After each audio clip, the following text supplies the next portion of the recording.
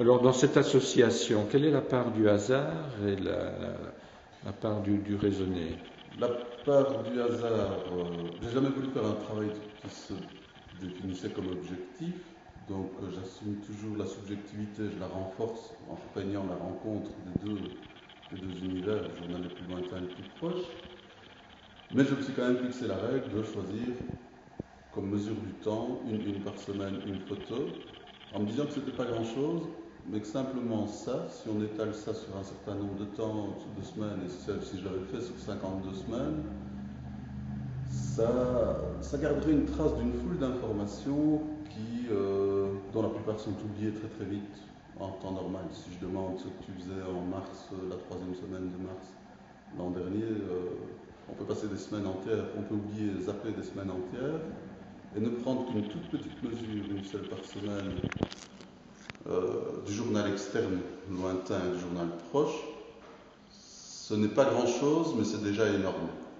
C'est ça qui m'intéresse dans le rapport au temps.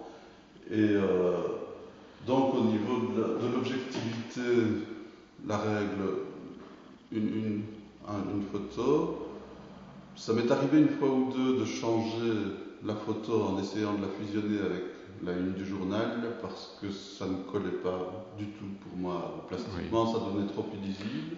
Donc c'est pas une règle absolue.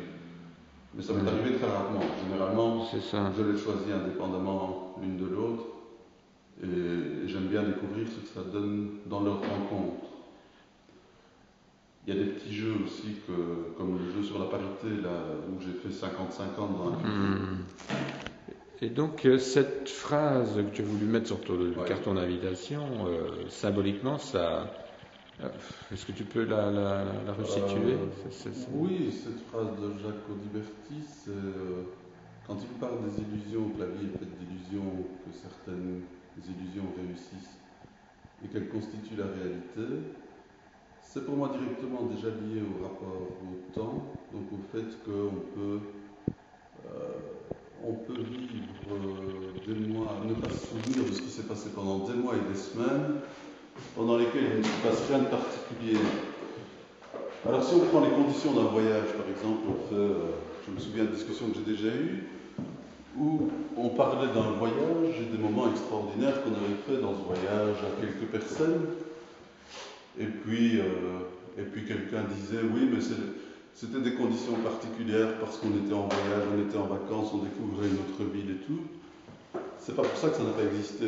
Si ces conditions sont très particulières, elles ont Hmm. permis quand même de garder ce petit moment dans la mémoire de tout le monde, de façon durable, de laisser beaucoup de prolongement, alors que peut-être que les 6 semaines ou 8 semaines qui précédaient ou qui succédaient ce moment-là sont complètement oubliées de la mémoire des gens qui l'ont vécu. Donc l'illusion, la réalité, c'est quand même des conditions qui peuvent paraître illusoires la laissent s'imprimer dans notre corps et dans notre tête, pour moi. Et c'est en partie pour ça que cette phrase m'intéressait de Jacques Audiberti, parce qu'il y a longtemps aussi que je suis fasciné par le rapport entre le réel et l'illusion, et depuis que j'ai découvert la peinture, depuis les Ménimes de Velázquez,